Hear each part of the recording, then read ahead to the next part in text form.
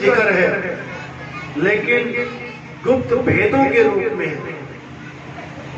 तो आज पूरा खुलासा करेंगे कि असल में इंसानी चोले का लक्ष्य क्या है।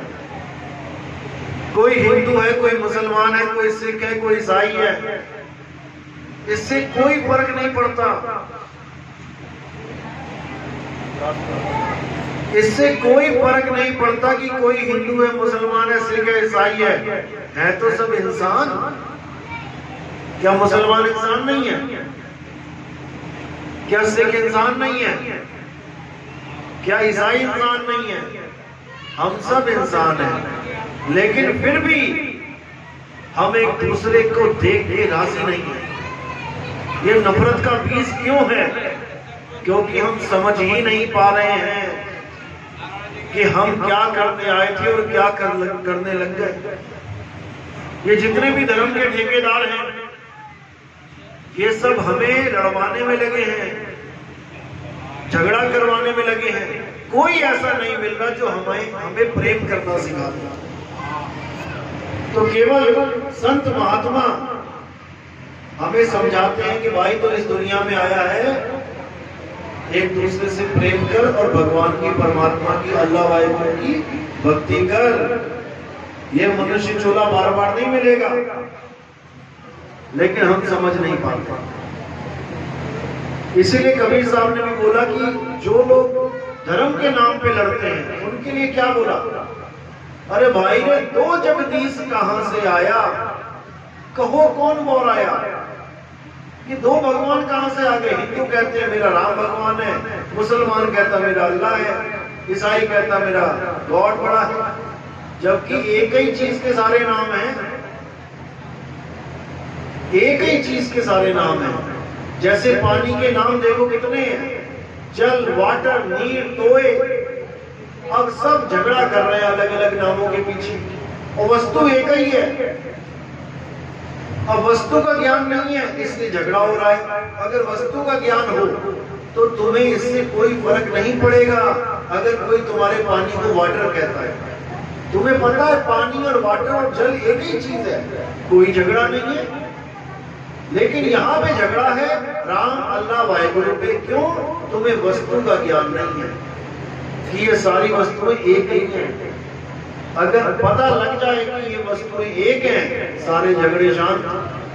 तो आज उस वस्तु का जिक्र करेंगे कि वो वस्तु है क्या, अल्लाह है क्या, किसने देखा उसको?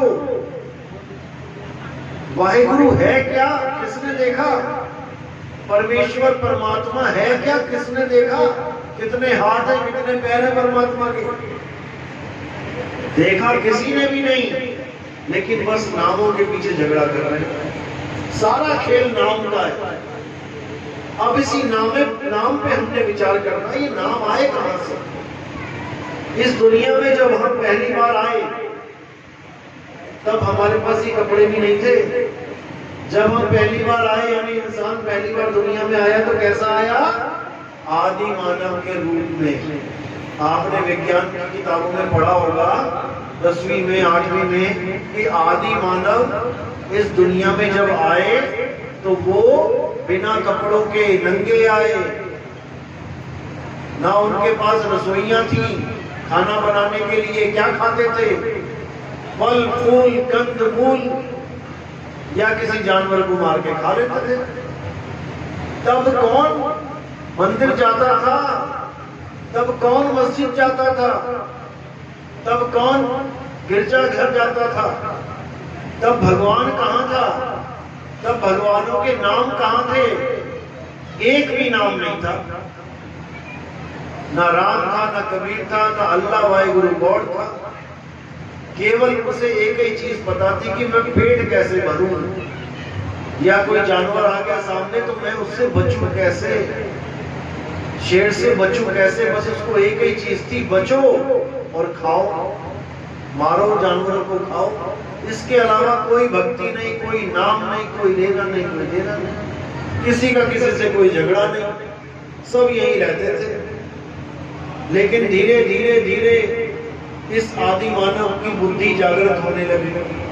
धीरे धीरे इसने की अक्षरों की खोज करी, मुंह से जितने भी अक्षर निकले इसने उसको लिपिबद्ध कर दिया, अक्षरों में ढाल लिया।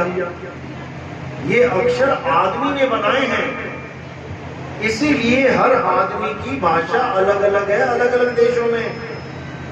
चीनी भाषा वाले देखो, चीन के लोग चीनी भाषा में लिख रहे हैं, उनकी भाषा जो बच्चा पढ़ सकता है, यहाँ का एक डॉक्टर नहीं पढ़ सकता। यहाँ का एक साइंटिस्ट, बड़े से बड़ा वैज्ञानिक, वो भी वहां के बच्चों की लिखी भाषा नहीं पढ़ सकता। उसको पढ़ने के लिए उसको चीन में जाके पढ़ाई शुरू करनी पड़ेगी, ABCD से। तो जितने भी लोगों ने इन अक्षरों की खोज करी, सबने अलग अलग अक्षरों की खोज करी। हमारे भारत में जो आदि मानव लोग थे, उन्होंने देवनागरी में, संस्कृत में खोज कर दी। जो अमेरिका में आदि मानव थे, उन्होंने अंग्रेजी में खोज कर दी। जो जापान में आदि मानव थे, उन्होंने जापानी में खोज कर दी। ऐसे हर देश के अलग अलग लोगों ने अलग अलग भाषाएं बना ली। क्या तुम्हें सारी भाषाएं आती हैं? भारत में ही इतनी भाषाएं कि तुम साउथ में चले जाओ, कन्नड़ है, तेलुगु है, तमिल है, मलयालम है, उड़िया है, मराठी है। तुम्हें समझ में नहीं आएगा ये भारतवासी हमारे बोल क्या रहे हैं। हर जगह अलग अलग भाषाएं, अलग अलग नाम पैदा कर दिए गए। और फिर क्या किया? इन दुनिया के जितने भी दिखने वाली जो वस्तुएं थी, उनके नाम रखने शुरू कर दिए। सामने आसमान दिखाई दे रहा तो उसका नाम आसमान रख दिया, अंग्रेजों ने स्काई रख दिया। सामने नदी थी, किसी ने वाटर बोल दिया, किसी ने जल बोल दिया। सामने पेड़ था, किसी ने पेड़ बोल दिया, किसी ने वृक्ष बोल दिया, किसी ने ट्री बोल दिया। यानी एक ही वस्तु के अनेकों अनेक नाम रख दिए गए। अब हमें इससे कोई फर्क नहीं पड़ा कि मैंने ट्री बोला, किसी ने वृक्ष बोला, किसी ने पेड़ बोला, बात तो एक ही है, चीज तो एक ही है। वहां हमारे झगड़े नहीं हुए। लेकिन जब भगवानों के नाम रखने शुरू किए, एक ने रख दिया राम, एक ने रख दिया गॉड, एक ने रख दिया अल्लाह, एक ने रख दिया वाहिगुरु, अब झगड़ा शुरू हो गया। क्योंकि वस्तु सामने नहीं है। वस्तु सामने हो तो कोई कहे ये ट्री है, ये पेड़ है, ये वृक्ष है, समझ में आता है कि एक ही चीज के नाम अलग अलग बोल रहे हो, कोई बात नहीं, कोई झगड़ा नहीं। वस्तु सामने है, पानी, कोई जल कह रहा है, कोई वाटर कह रहा है, कोई नीर कह रहा है, कोई तोई कह रहा है, कोई झगड़ा नहीं होगा। ठीक है भैया, तू पानी बोल के पी ले, मैं जल बोल के पी लेता हूँ। अंग्रेज वाटर बोल के पी रहा है, कोई झगड़ा नहीं है, क्योंकि वस्तु का पता है। लेकिन जब अल्लाह वाहिगुरु गॉड की बात आती है, तब वस्तु सामने नहीं होती, तब झगड़ा होता है। फिर बंदा क्या करता है? मेरा पानी बड़ा, नहीं नहीं मेरा वाटर बड़ा, नहीं मेरा जल बड़ा। चीज एक ही है, लेकिन बड़ा करने में लग जाता है। कभी अल्लाह ने नहीं कहा मैं बड़ा, कभी राम जी ने नहीं कहा मैं बड़ा, वरना आपस में ही गुत्थम गुत्था हो जाता है। ये दोनों नहीं लड़े कभी आपस में, लेकिन हमें लड़ने की जरूरत पड़ रही है। बताओ, उनको बड़ा करने के लिए। दिक्कत ये है, जबकि वो एक ही चीज के नाम है, और वो क्या चीज है? वो है हमारी आत्मा। हमारी आत्मा का ही नाम अल्लाह है, जो हमारा आत्म देव है। हमारी आत्मा का नाम ही वाहिगुरु है, हमारी आत्मा का नाम ही खुदा है। खुदा नाम क्यों रखा? क्योंकि खुद से खुदा बनता है, खुद खुदा। लेकिन जब हम खुद को ये मान लेते हैं शरीर, तब हम खुदा से जुदा हो जाते हैं। क्योंकि शरीर तो नाशवान है, शरीर को खुदा नहीं कह सकते हम। लेकिन खुदा हमसे जुदा भी नहीं है। शरीर खुदा नहीं है, लेकिन खुदा हमसे जुदा नहीं है। तो क्या हुआ? वो आत्मा हुआ। अब कृष्ण जी ने क्या बोला? किसकी पूजा करनी है? क्या उन्होंने अपनी पूजा बोली करने को, या उन्होंने कहा राम की पूजा करो, या बोला श्याम की पूजा करो? नहीं, उन्होंने तो हर देवी देवता का खंडन किया है 7वें अध्याय में। किसी की पूजा नहीं करनी तो किसकी पूजा करनी है? अध्याय 2 पढ़ो। हे अर्जुन, इस दुनिया में केवल और केवल एक ही चीज पूजनीय है। क्या है वो? हे अर्जुन, आत्मा ही पूजनीय है। इस आत्मा को ना तो कोई शस्त्र काट सकता है, ना अग्नि जला सकती है, ना वायु सुखा सकती है, ना जल भिगो सकता है। ये सुना है ना किसी ने? जिससे सुना है हाथ खड़े करो। नैनम छिन्नन्ति शस्त्राणि नैनम दहति पावका न चैनम क्लोदन्तापे न शोषति मारुता। यानी कि इस आत्मा को ना तो कोई शस्त्र काट सकता है, ना अग्नि जला सकती है, ना वायु सुखा सकती है, ना जल भिगो सकता है। तो पूजनीय कौन है? आत्मा ही पूजनीय है, कोई शरीर पूजनीय नहीं है। शरीर से तो हमें अपना मकसद पूरा करना होता है केवल। यानी जो हमें ज्ञान दे रहा है शरीर के माध्यम से दे रहा है। हमने ज्ञान लेना है शरीर के माध्यम से, लेकिन ज्ञान होना क्या चाहिए? कौन सा ज्ञान? आत्म ज्ञान। इस दुनिया में केवल एक ज्ञान है जिससे मुक्ति मिलती है, बाकी किसी से मुक्ति नहीं मिलती। बार बार माँ के गर्भ में जाना पड़ेगा।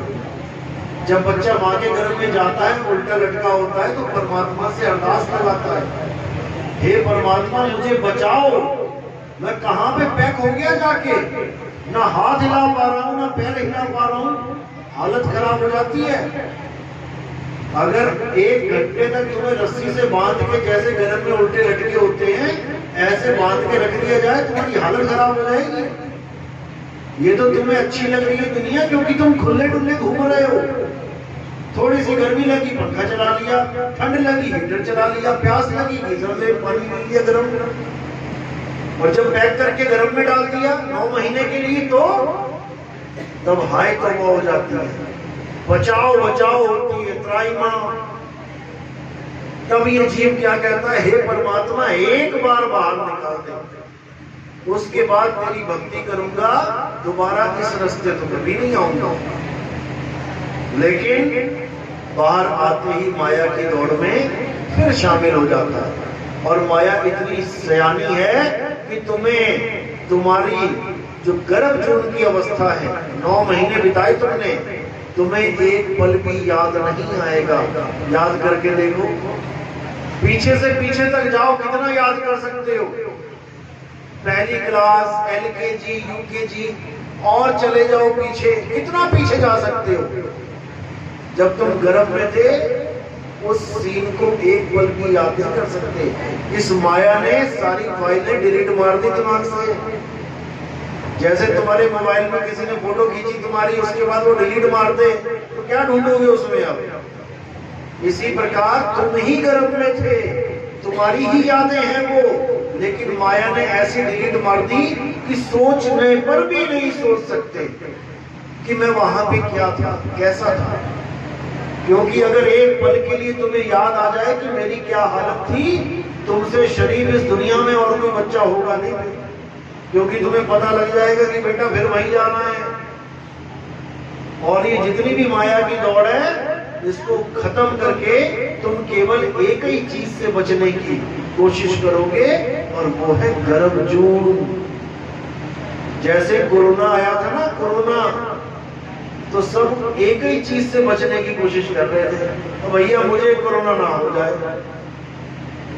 इसी प्रकार अगर तुम्हें बोध हो जाए कि 9 महीने जो मैं काट के आया था, मुझे अब दोबारा काटने हैं, तो तुम्हारे दिन का चैन और रातों की नींद उड़ जाए। लेकिन बड़े आराम से खा पी के मस्ती से गाने वाने सुन के सो जाते हो, क्योंकि तुम्हें याद नहीं आ रहा है कि तुम कहां जाने वाले हो। जितने भी दुनिया में लोग बैठे हैं, उनसे पूछो तुम कहां से आए? कहां से आए? मां के गर्भ से आए। चाहे कोई मंत्री होए, चाहे कोई संतरी होए, चाहे कोई लाड साहब हो, चाहे कोई भिखारी होए, सब के सब वहीं से आए हैं। और अब दोबारा जाने की तैयारी कहाँ की है?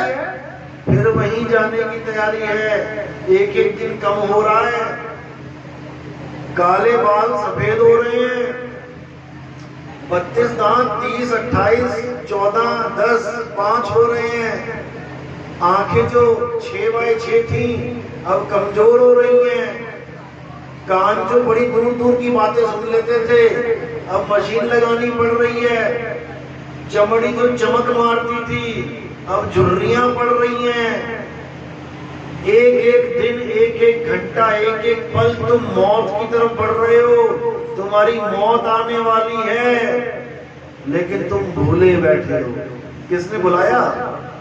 इस माया ने बुला दिया तुम्हें ऐसा भरमा रखा है, तुमसे ही टलवा देती है।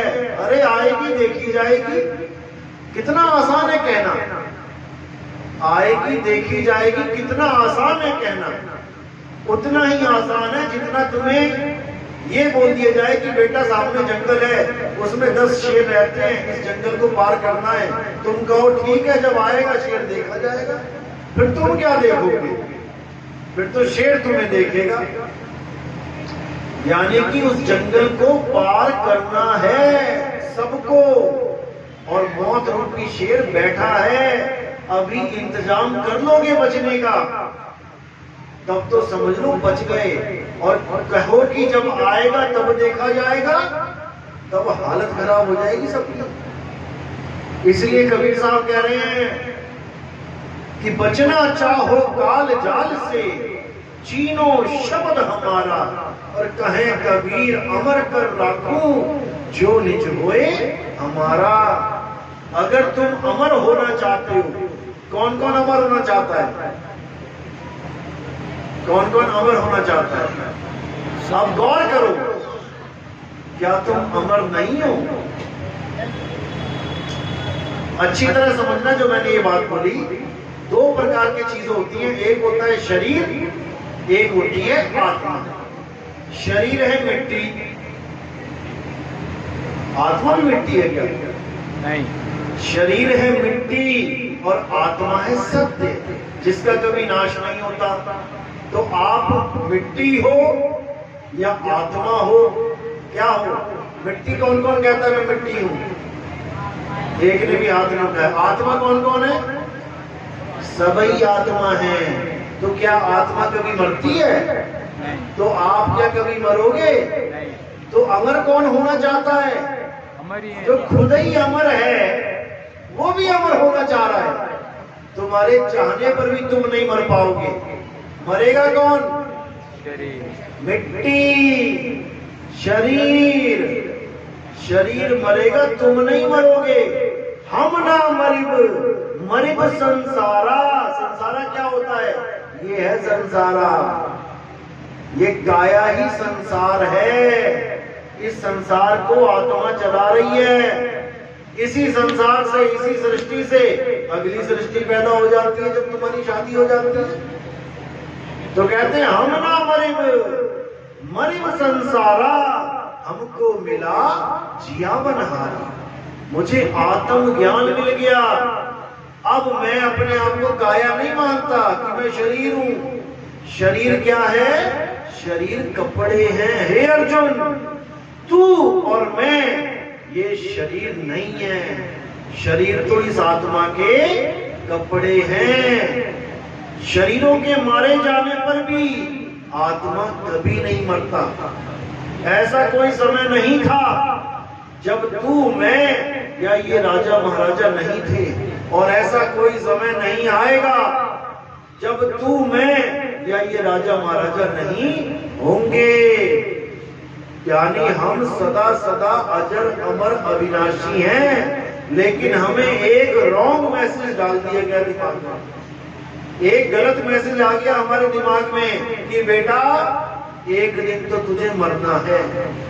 बस यही जो गलत मैसेज हमारे दिमाग में चला गया, इसी एक बीज ने हमें, हमारे सामने एक पेड़ पैदा कर दिया डर का, कि मुझे मरना है, मुझे मरना है, सबको मरना है।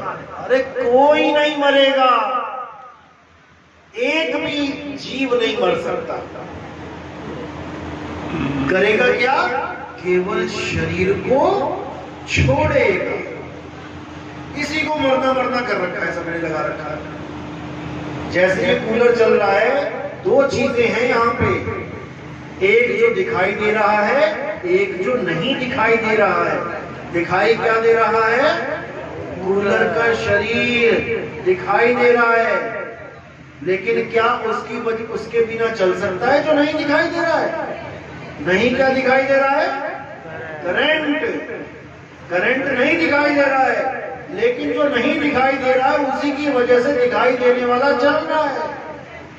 अब यहां लगा लो, क्या दिखाई दे रहा है? शरीर। क्या नहीं दिखाई दे रहा? आत्मा। लेकिन जो नहीं दिखाई दे रहा है उसी की वजह से ये दिखाई देने वाला शरीर चल रहा है।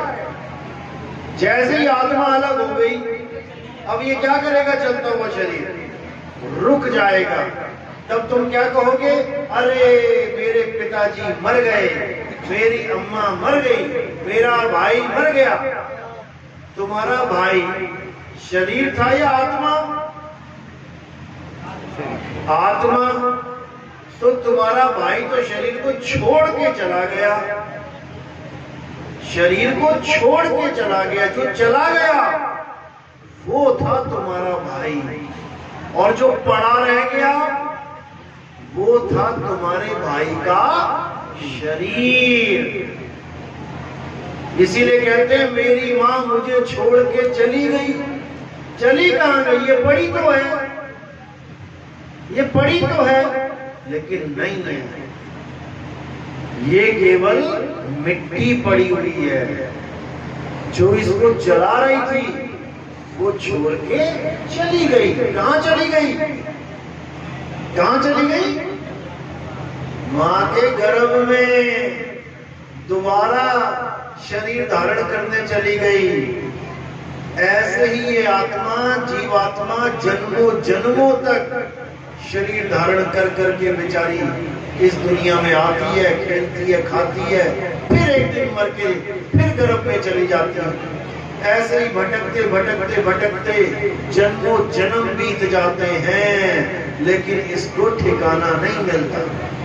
बार बार माँ के गर्भ में जाती है और बार बार इंसान छोड़ा नहीं मिलता। कई जन्म भय कीट पतंगा, कई जन्म गजमीन कुरकुरा। पता नहीं कितने जन्म मेंढक के, सांप के, बिच्छुओं के, हाथी, घोड़ा, चीता, हिरण, पता नहीं क्या क्या बनते रहे, कहां कहां भटकते रहे, कहां कहां पैदा हुए। शेरों ने नोच नोच के खाया, जिंदा ही 4 शेरों ने मिलकर चिथड़े उड़ा दिए, हाय हाय करते रहे, लेकिन कोई ना आया बचाने। अब जाके इंसानी चोला मिला है, अब जाके थोड़ी सेफ्टी मिली है। ताला लगा के, कुंडी लगा के घर में सोते हैं, बढ़िया सोते हैं बेफिक्र होके। लेकिन जब हिरण बने हुए थे तब ताला कहाँ लगाए? जंगल में। खड़े खड़े सोना पड़ेगा, पीछे से शेर आएगा, सोते सोते भागना पड़ेगा, नहीं तो जाओ उसके मुंह में। अभी प्यास लगती है, 2-2 हजार लीटर की टंकियां घर पे रखी हुई हैं, नीचे से टूटी ऑन करी, गिलास भरा, चल अंदर कटक गए।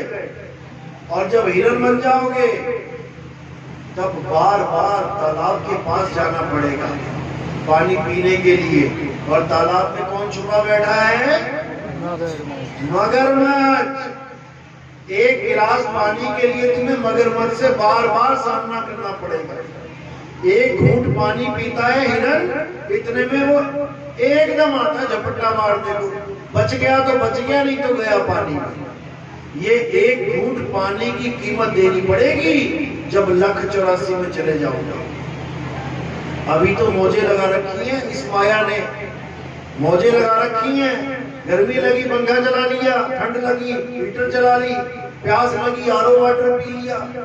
लेकिन एक बार ये चोला छूट गया, उसके बाद हालत खराब हो जाएगी। फिर तुम्हें कोई पूछने वाला नहीं होगा, फिर तुम्हारी वीडियो बनाने वाले बहुत होंगे। किसी शेर ने हिरण को पकड़ लिया, लोग वीडियो बनाते हैं, हिरण को छुड़ाते नहीं है। याद रखना इस बात को।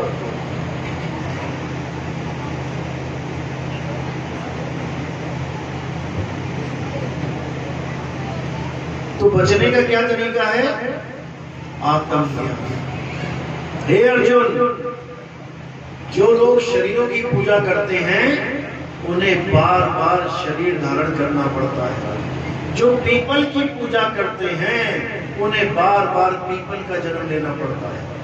जो तुलसी की पूजा करते हैं उन्हें बार बार तुलसी का जन्म लेना पड़ता है। जो सांपों की पूजा करते हैं उन्हें बार बार सर्प झुंड में जाना पड़ता है। जो भूतों की पूजा करते हैं उनको भूतों के लोक में जन्म लेना पड़ता है। जो पितरों की पूजा करते हैं उन बेचारों को पितरों के बीच में जन्म लेना पड़ता है।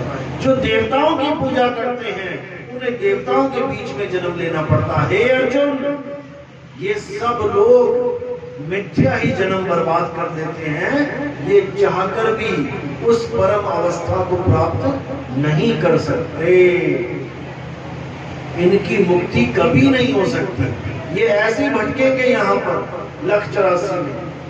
तो करना क्या है? हे अर्जुन, जो पुरुष अपनी आत्मा में संतुष्ट हो जाते हैं, अध्याय 3 17वां श्लोक, जो अपनी आत्मा में संतुष्ट हो जाते हैं, जो अपनी आत्मा में रमण करते हैं, जो अपनी आत्मा की साधना करते हैं, हे अर्जुन, उनके ऊपर कोई भी धार्मिक कर्तव्य लागू नहीं होता। यानी उन्हें किसी मंदिर जाने की जरूरत नहीं, उन्हें किसी देवी देवता को पूजने की जरूरत नहीं, उन्हें किसी मस्जिद में, गुरुद्वारे में कहीं जाने की जरूरत नहीं। उनका परमात्मा उनकी आत्मा में छुपा होता है और वो अपने परमात्मा को अपनी आत्मा में ढूंढ लेते हैं। जिस वस्तु के लिए सारी दुनिया परेशान है वो उसको उसकी आत्मा में मिलती है। इसी को कबीर साहब ने बोला, ज्यों तिल माही टेढ़ है और ज्यों चकमक में आग, तेरा साईं तुझ में है, जाग सके तो जाग। मेरा साईं मुझ में है, तुम्हारा साईं तुम में है, लेकिन तुम्हें पता लगना चाहिए वो है कहां। कहां है मेरा साईं? मेरी आत्मा में उस परमात्मा का वास है। इसी को बोला, जब लगना चीनोगे आत्म तब लगना मिली है परमात्म। आत्म चीने परमात्म चीने, संत कहावे सोए, और यह भेद काया से न्यारा, बूझे बिरला कोई। इस शरीर से न्यारा खेल है। इस शरीर के अंदर परमात्मा नहीं है। अगर शरीर के अंदर परमात्मा होता तो इस शरीर से कभी कोई गलत काम होता ही ना, क्योंकि जब परमात्मा ही बैठ गया अंदर तो शरीर की क्या हिम्मत है कि गलत काम करके दिखाएगा। ये इसमें परमात्मा नहीं है। तो इसमें कौन है? इस शरीर में तीन चीजें हैं। एक है मन, एक है माया, एक है जीव, जीवात्मा। हर शरीर में एक जीवात्मा बैठी है जो इस शरीर को चला रही है, और जितने भी उल्टे काम करवा रही है इस जीवात्मा से, वो कौन है? वो है मन और माया।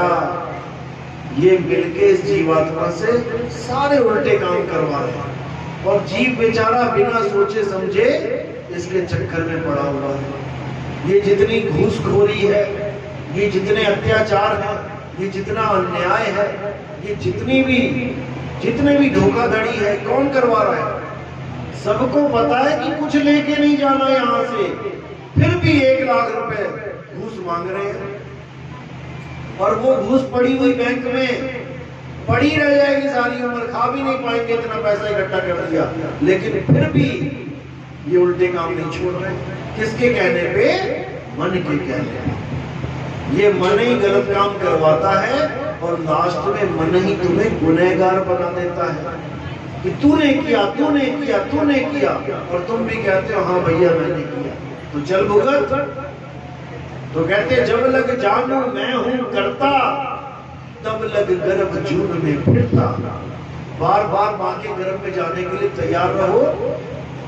अगर आत्मज्ञान प्राप्त नहीं किया तो, अगर आत्मज्ञान मिल गया तो तुम्हें कोई चाह के भी नहीं डाल पाएगा गर्भ जून में, क्योंकि फिर तुमने इस शरीर को छोड़ना है और अपनी आत्मा में स्थित हो जाना है। अर्जुन, जो अपनी आत्मा को जानना चाहते हैं वो ऐसे गुरु की शरण में जाएं जो आत्मज्ञानी हो, जिसने अपनी आत्मा को जान लिया है। वही तुम्हें तुम्हारी आत्मा का ज्ञान करा सकते हैं, अन्यथा ये जन्म ऐसे ही मिथ्या चला जाएगा।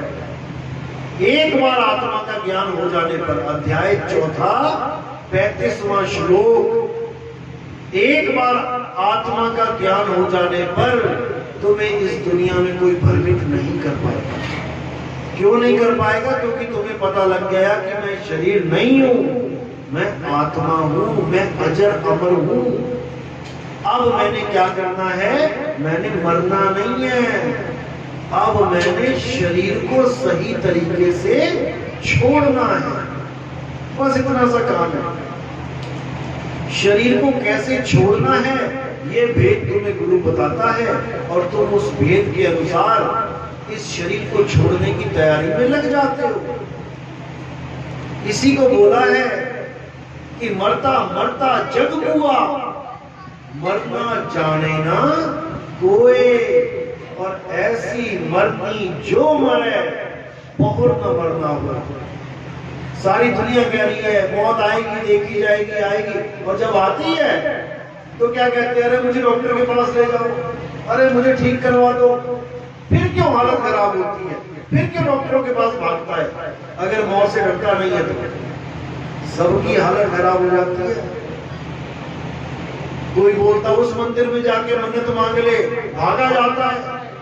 कोई कहता वहां झाड़ा लगवा ले, झाड़ा लगवाने को भागा जाता है, तब हालत खराब हो जाती है।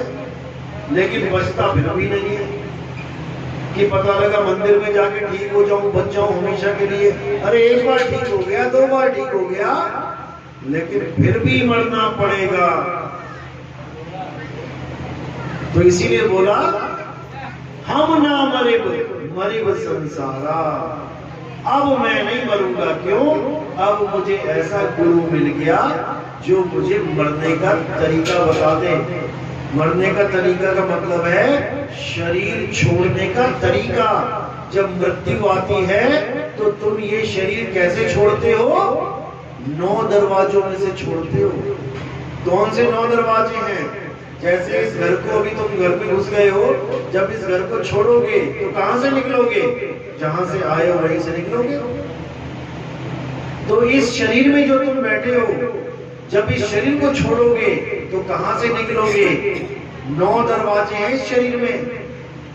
1, या तो कान से निकलोगे, 2, आंख से निकलोगे, आंखें मोटी मोटी बाहर आ जाएंगी, 3, 4, 5, 6 नाक से निकलोगे, ब्लड आ जाएगा नाक में से, 7 मुंह से निकलोगे, ये लंबी सी जीभ बाहर आ जाएगी, और 2 दरवाजे नीचे हैं, या लैट्रिन निकल जाएगी मरते हुए, या पेशाब निकल जाएगा, पेंट गीली हो जाएगी, पेंट पीली हो जाएगी। ऐसी खतरनाक मौत होती है, लेकिन सबको निकलना पड़ेगा। चाहे कोई हिंदू है, चाहे मुसलमान है, चाहे सिख है, चाहे ईसाई है। हंसने की बात नहीं है। हॉस्पिटलों में जाके देखो कैसे जीव छोड़ता है शरीर को, तुम्हारी हालत खराब हो जाएगी। तुम्हारे सामने जब मौत नाचेगी तब तुम्हें पता लगेगा कि इस दुनिया में मजे करने नहीं आए भाई, इस दुनिया में मौत का इंतजाम करने आए हैं इंसानी चोले में। बाकी चोलों में आप मौत से नहीं बच सकते। इस इंसानी चोले में तुम सही तरीके से इस शरीर को छोड़ के अपनी आत्मा में रमण कर सकते हो, अपनी आत्मा में स्थित हो सकते हो, अपनी आत्मा में लीन हो सकते हो। तो आत्मा अमर है और तुम भी अमर हो जाओगे, क्योंकि तुम ही आत्मा हो। लेकिन अज्ञानतावश अपने आप को आदमी, अपने आप को औरत मान के बैठे हो। याद रखो, तुम्हें मनुष्य चोला मिला है, मनुष्य चोला। चोला क्या होता है? क्या होता है चोला? कपड़े। कहते बाबा जी का चोला देखो कितना लंबा चोला पहन रखा है। चोला है कपड़े, ये शरीर है कपड़े। कपड़े कितने प्रकार के होते हैं? टेलर्स होते हैं, tailor, Gopal tailor, Shabnam tailor. क्या लिखा होता है वहां पे? Ladies and gents. यही दो प्रकार के कपड़े हैं। तो यहाँ पर कितने प्रकार के कपड़े बैठे हैं? दो प्रकार के, लेडीज एंड जेंट्स। अब ये जो कपड़े हैं हमारे दो प्रकार के, जैसे कोई पैजामा लेने गया, पजामा, तो दुकानदार कहता है हाँ भाई लेडीज पजामी दिखाऊं कि जेंट्स पजामा दिखाऊं? कोई कुर्ता लेने जाए तो पूछते हैं हाँ लेडीज कुर्ती चाहिए या जेंट्स का कुर्ता चाहिए। यहाँ तक कि तुम चश्मा लेने जाते हो तब भी पूछा जाता है लेडीज चश्मा चाहिए या जेंट्स चश्मा चाहिए। तो ये चीजें हमें कहाँ मिलती हैं? मार्केट में।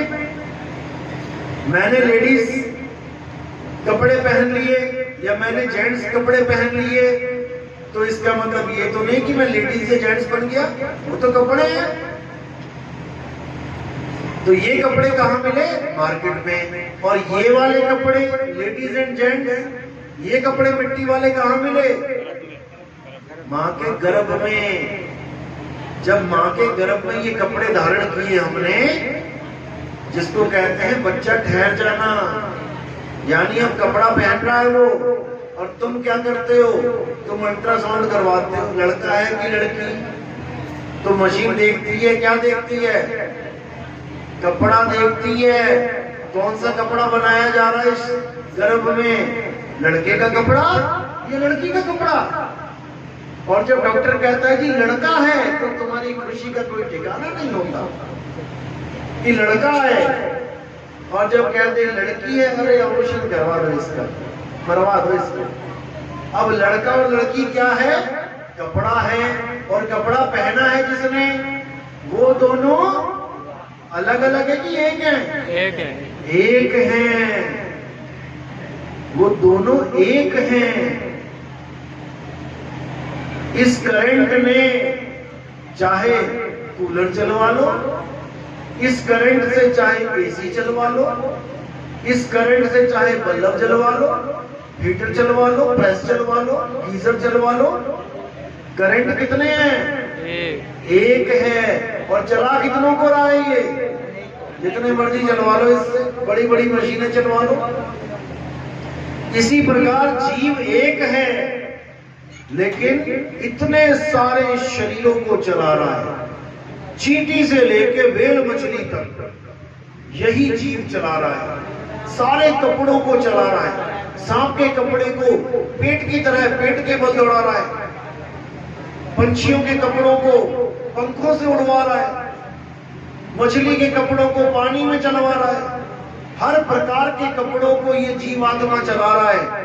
लेकिन ये सारी उम्र ये नहीं पता कर पाता कि मैं जीवात्मा हूं या कपड़े हूं। सारी उम्र ये सोच के बैठा रहता है मैं तो आदमी हूं, मैं तो आदमी हूं। ये लड़की है, ये आदमी है, ये बच्चा है, ये औरत है। जबकि ये सब कपड़े हैं। ना तुम आदमी हो, ना तुम औरत हो, ना कोई और आदमी औरत है। हम सब जीव हैं। और जीव क्या है? ईश्वर अंश जीव अविनाशी। जीव अविनाशी है, लेकिन कपड़े पहन के अपने आप को आदमी, अपने आप को औरत मान के बैठ गया। अब आदमी मान के बैठ गया तो इसको औरत भी चाहिए शादी करने के लिए। अब औरत ढूंढ रहा है। अब जो अपने आप को औरत मान के बैठ गई, अब वो पति ढूंढ रही है। जबकि दोनों ही न आदमी हैं न औरत हैं, जीव हैं। तो कितने आदमी हैं यहाँ पे? हाथ खड़े करो। आदमी कौन कौन है? आदमी, एक आदमी, दो आदमी, तीन आदमी। औरतें कितनी हैं? हाथ खड़े करो। एक औरत, दो औरत। इतना समझा लिया, लेकिन फिर वही के वही। अरे भाई, आदमी औरत कपड़े हैं, शरीर है। आप जीव हो, जीव आत्मा। आदमी औरत नहीं हो। जब तक ये चीज समझ में नहीं आई, जब तक तुम्हारी मुक्ति होने वाली नहीं है। क्योंकि मुक्ति का मतलब होता है हर प्रकार के अज्ञान को त्याग के अपने सत्य स्वरूप में स्थित हो जाना, इसी को मुक्ति कहते हैं। तो अब बता दो फिर कितने हैं आदमी औरत? कोई नहीं है।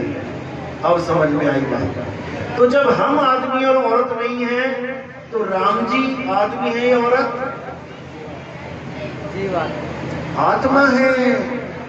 तो कृष्ण जी आदमी है या औरत? आत्मा है। हम सब आत्मा हैं। हे अर्जुन, तू और मैं ये शरीर नहीं है। क्योंकि अगर तुम कहो कि विष्णु जी या कृष्ण जी केवल आदमी हैं, क्योंकि अभी कोई कहे कि भगवान कैसे हैं, अभी पत्थर की मूर्त बना दोगे। किसकी बनाई? आदमी की। लेकिन विष्णु जी तो कछुआ भी थे। विष्णु जी ने तो मछली का भी अवतार लिया था। मछली का अवतार लिया था ना, कछुए का अवतार लिया ना, जंगली सुअर का लिया था ना। तो विष्णु जी का नाम लेते ही तुम्हारी आंखों के आगे कोई मछली, कछुआ, जंगली सुअर क्यों नहीं आ जाता? केवल आदमी ही क्यों आ जाता है? जबकि आदमी भी एक चोला है और मछली, कछुआ, जंगली सुअर भी एक चोला है। लेकिन तुम्हें वो चोले लगते हैं बेकार, और तुम इस चोले में हो, इसलिए तुम्हें अच्छा लगता है मनुष्य चोला। तो विष्णु जी, कृष्ण जी, राम जी के मंदिर बनाते हो तो आदमी खड़ा कर देते हो वहां पे, आदमी का चोला। वहां पे मछली बनाओ और कहो कि इस मछली की पूजा करती है सबने, तब समझ में आए। लेकिन नहीं समझ में आता, क्योंकि हम हैं अज्ञानी जीव। हम शरीरों से ऊपर उठ ही नहीं पाते। हमने भगवान को भी शरीरों के बंधन में कैद कर दिया है। जब तक हम इन शरीरों से ऊपर नहीं उठे, जब तक हमारा कल्याण नहीं होगा, हमारी मुक्ति नहीं होगी। तो असली राम कौन है? असली राम कोई शरीर नहीं है। असली राम है रमता राम, जो आत्म राम सब में रम रहा है। ज्यों दिल माही तेल है, ज्यों चकमक में आग, तेरा साईं तुझ में है, यानी आत्मा में। जाग सके तो जाग, बिल्कुल क्लियर कर दिया। तो क्या कह रहे हैं आगे? कस्तूरी कुंडल बसे और मृग ढूंढे बनमाही, ऐसे रमता राम है ये दुनिया जाने नहीं। सब में राम समारा है, सब में। लेकिन कौन सा राम है वो? अविनाशी राम। जो अयोध्या वाले राम थे, अपनी लीला पूरी करने के बाद उनके शरीर का क्या हुआ था, किसको पता है? क्या हुआ था शरीर का? जल समाधि ली। जल समाधि ली, यानी जल के द्वारा शरीर का नाश हो जाना। कृष्ण जी ने जब लीला खत्म करी तो क्या हुआ उनके शरीर का? अंत कैसे हुआ? तीर लगा। तीर लग के। तो कृष्ण जी समझाते रहे कि भाई पूजा उसकी करनी है जिसको तीर नहीं लग सकता, शस्त्र काट नहीं सकता। और हम किसकी पूजा करते रहे? जिसके तीर लग गया। यहीं पे हम गीता से बिल्कुल उलट हो गए। गीता कहती है पूरब को जाओ, हम पहुंच गए पश्चिम में। बस यही दिक्कत है। अब हमने क्या करना है? हमने समझ जाना है कि शरीरों की पूजा नहीं करनी है, पूजा होनी चाहिए आत्मा की। गुरु ग्रंथ साहिब में नानक साहब क्या कह रहे हैं? आत्म देव पूजिए गुरु के पाए से। कि अगर इस दुनिया में कुछ पूजनीय है वो केवल और केवल आत्मा है, उसके अलावा सब झूठ है। आत्मा अखंड है, आत्मा अविनाशी है, इसके अलावा सारे शरीर नाशवान हैं। जब राम जी अपनी लीला खत्म करके जाने लगे और हनुमान जी के पास वरदान था कि बेटा तू अमर है। हनुमान जी को अमर मानते हो? कौन कौन मानता है हनुमान जी को अमर? हनुमान जी को अमर ही बोला गया है कि सारी दुनिया में, सारे देवताओं में एक हनुमान जी अमर हैं, जिनकी फोटो आ जाती है बीच बीच में। वो रामायण पढ़ते हुए किसी वानर की फोटो खींच ली, बना दी, बोले ये हनुमान जी। जब हनुमान जी को बताया कि तुम अमर हो भाई, अब राम जी तो चले जाएंगे सीता के साथ, फिर तुम राम जी को कहाँ ढूंढोगे? तो हनुमान जी ने क्या किया? सीना फाड़ के दिखाया। क्या किया? कौन से मंदिर में गए हनुमान जी कि मैं वहां जाके पूजा करूंगा? उन्होंने क्या किया? अपना सीना फाड़ के दिखा दिया कि मेरे प्रभु राम बैठे हैं मेरे सीने में, मैं कहां जाऊं? कौन से मंदिर में जाऊंगा पूजा करने? गाते भी हैं आप लोग, मेरे रोम रोम में बसने वाले राम, मैं तुमसे क्या मांगू? अब जो रोम रोम, रोम तो यहाँ है ना, अब रोम रोम में बसने वाले को तुम कहाँ जाते हो ढूंढने सुबह सुबह? मंदिर में। मंदिर में। जो रोम रोम में बस रहा है उसको ढूंढने जाते हो मंदिर में और गाते हो मैं तुमसे क्या मांगू? और सबसे लंबी लिस्ट तुम्हारी है मांगने वालों की। सब उल्टा चल रहा है, सब उल्टा। अब इसको सीधा कर देना है। सीधा कैसे करेंगे? सबसे पहले गीता पढ़ना शुरू करो। जब तुम गीता पढ़ना शुरू करोगे तब तुम्हें एक एक बात मेरी समझ में आने लग जाएगी, जितनी बातें मैंने अभी तक बोली थी। एक एक बात तुम्हें समझ में आएगी कि हमें क्या पढ़ाया जाना चाहिए था और हमें क्या पुछवा दिया। कृष्ण जी की फोटो देखी है? एक उंगली पे क्या उठा रखा है? पहाड़ उठाया ना, लीला, कृष्ण लीला। कौन से राक्षस के साथ जंग हुई थी वहां पे? कौन से राक्षस के साथ जंग हुई थी, किसे पता है? कौन से राक्षस से बचाया था उन्होंने? किससे बचाया था? इंद्रदेव से। अब इंद्रदेव कौन है? राक्षस है कि देवता? देवता। देवता है या देवताओं का राजा है? देवताओं का राजा। देवताओं का राजा है, उसके साथ तनातनी चल रही है यहाँ पे। तो क्या कृष्ण जी तुम्हें कहेंगे कभी कि तुम देवताओं की शरण में जाओ? नहीं। जो देवताओं के राजा के साथ तनातनी कर रहा है हमें बचाने के लिए, वो तुम्हें कब कहे कि देवताओं की पूजा करो? गीता 7वां अध्याय पढ़ो। अध्याय 7वां 20, 21, 22, 23, 24, 25 ये 6 श्लोक पढ़ दो। मोबाइल में डाउनलोड कर लो गीता, या वैसे ही बोल दो गीता में अध्याय 7 20वां श्लोक आ जाएगा और पढ़ो उसको क्या लिखा है। जब पढ़ के समझ लोगे ना, फिर सिर पे हाथ रख के बैठ जाओगे कि हमें क्या बताया गया आज तक, क्योंकि हमें गीता से दूर कर दिया गया। अगर अपने जीवन में कुछ बदलाव चाहते हो और सच के साथ जुड़ना चाहते हो तो पहला अध्याय है तुम्हारा गीता। अच्छी तरह घोट के पी जाओ गीता को। जो गीता में लिखा है वो सत्य है, और जो गीता में नहीं लिखा है और वो चीज तुम्हें कोई पढ़ाना चाहता है तो उसको मत मानो। सबसे पहले गीता को अपने जीवन में लेके आओ। जब तुम्हें गीता अच्छी तरह समझ में आ जाए उसके बाद तुम्हें केवल एक कदम और आगे बढ़ना है। वो कौन सा कदम है? वो सतगुरु कबीर साहब की वाणी। जब तुम कबीर साहब की वाणी पढ़ना शुरू करोगे, कब? गीता पढ़ने के बाद, फिर तुम्हें एक एक चीज समझ में आने लग जाएगी कि मेरा इंसानी जन्म क्यों हुआ है, मैं यहाँ करने क्या आया था और मैं यहाँ करने क्या लगा। हर चीज समझ में आने लग जाएगी, तब जाके तुम्हारी मुक्ति होगी। जन्म मरण का ये खेल खत्म होगा। नहीं तो आज तुम इस परिवार में बैठे हो, अपनी माँ को माँ कह रहे हो, अपने पिता को पिता कह रहे हो, अपने भाई बहन को भाई बहन मान के बैठे हो। तुम्हें तो इतना भी नहीं पता कि तुम्हारे पिछले जन्मों के लाखों करोड़ों अरबों माँ बाप तुम छोड़ के आ चुके हो। अरबों माएं तुम छोड़ के आ चुके हो, लेकिन आज जो एक माँ तुम्हारी बन के बैठी है उसको नहीं छोड़ पा रहे, जबकि छोड़ उसको भी दोगे।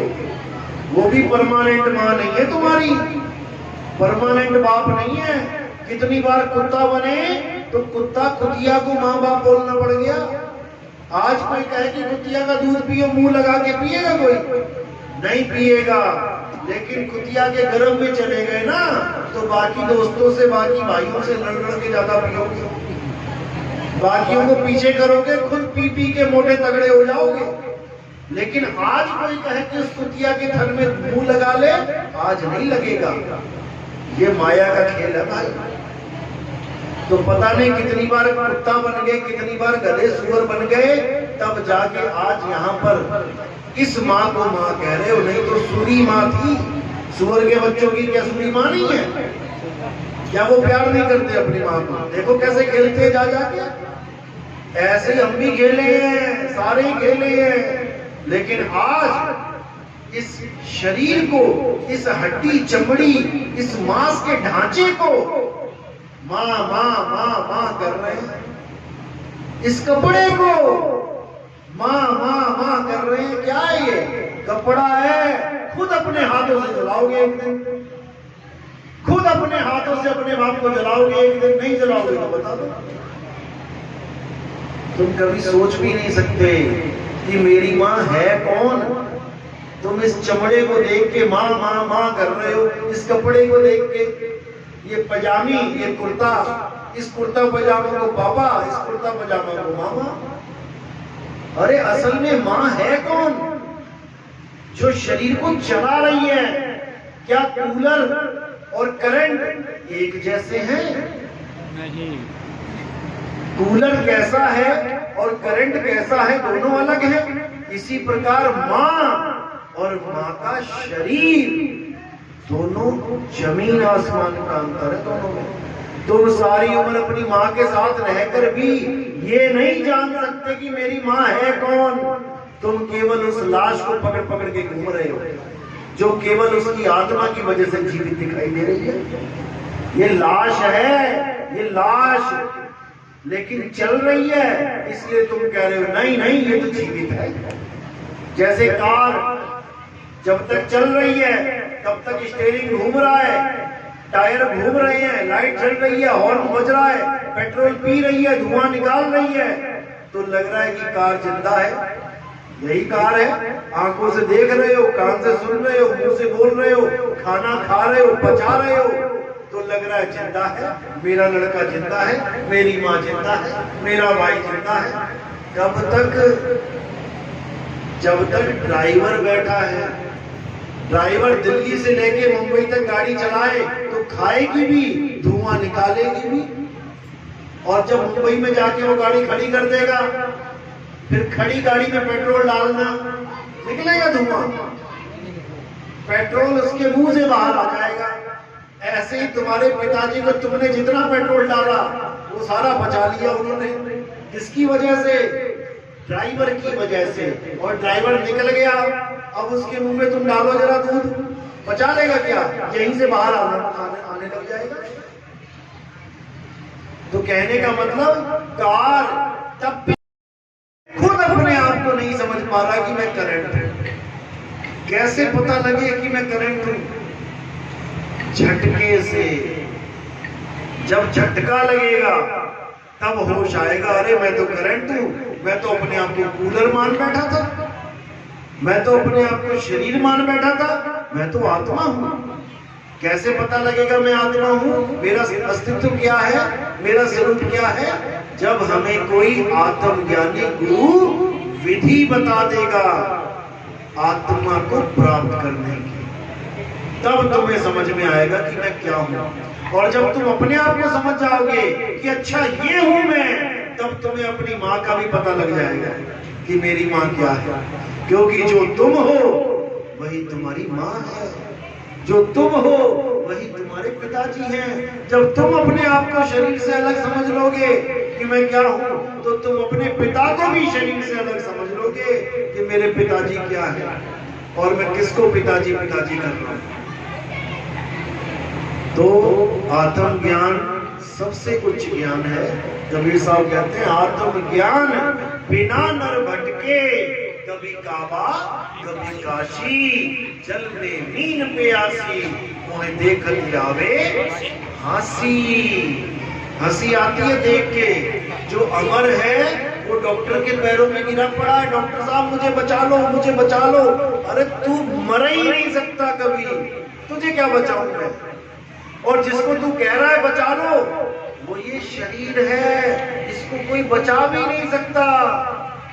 मुझे बचा लो का मतलब मेरे शरीर को बचा लो, यही अज्ञान है। शरीर को छोड़ना है, शरीर को बचाना नहीं है। किसी का नहीं बचा आज तक, किसी का नहीं बचा।